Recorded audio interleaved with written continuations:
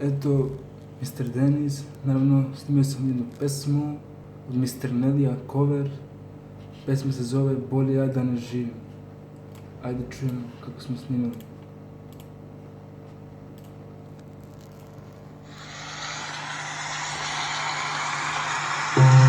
Čitam naše poruke, setim se na tebe. Često gledam naše slike, ne mogu živjeti bez tebe.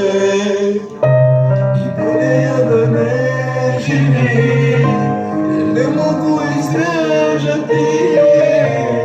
Sve me podsjeća na tebe, ko zna sada s kim si ti.